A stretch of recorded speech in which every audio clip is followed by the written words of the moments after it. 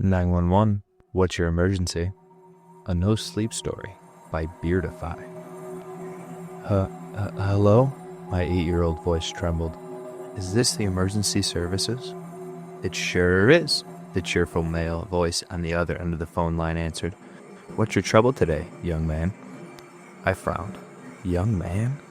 Weren't they supposed to say, 911, what's your emergency? Maybe it was his first day. Either way, there was no time to waste. Something's wrong with my mom. She fell down all of a sudden. I pressed the phone to my ear and leaned back. My mother lay where she'd collapsed just minutes ago. Oh no, that's too bad. Someone will be over right away. I dropped the phone and crept over to my mother. The faint rise and fall of her chest was the only way I even knew she was alive. Wait, I hadn't told the ambulance people our address. I ran back to the phone and dialed 911 again.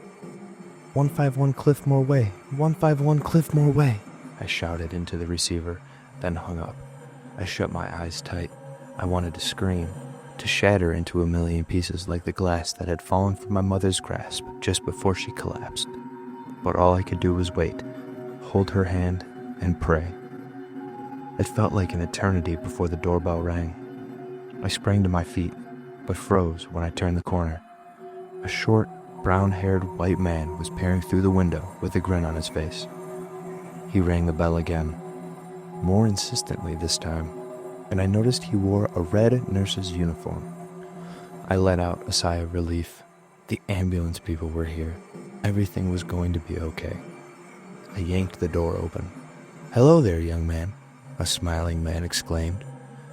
I read the name Marabas on his name tag, right beside the pens and stethoscope. Where's the unlucky lady? He asked.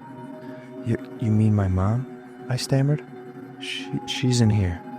The two expressionless assistants in identical red uniforms rolled a gurney to where my mother lay, surrounded by shards of glittering glass.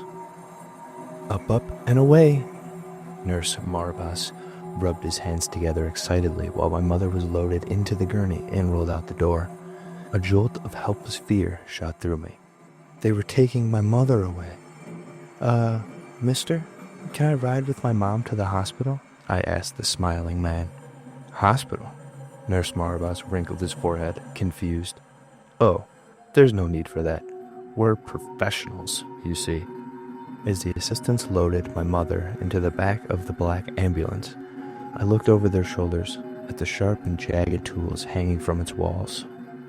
They weren't like any medical instruments that I'd ever seen. We'll take excellent care of your mother, the smiling man went on, and call as soon as you can see her.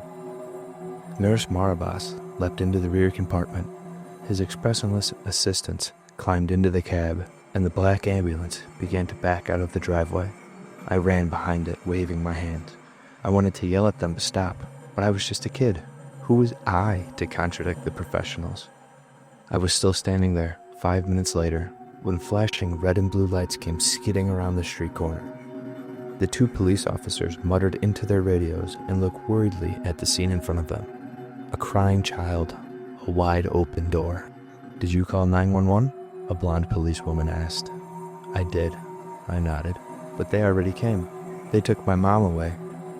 The two police officers looked at each other. I'm afraid that's not possible. We received a call from this location, a child shouting an address, and we're the first ones to respond. It's been 20 years since the black ambulance drove off with my mother. I never learned of what became of her, or of the strange nurses in their red uniforms. My foster parents said I made it all up. Trauma, they said. I had to forget, to move on. But around midnight last night, I received a strange phone call.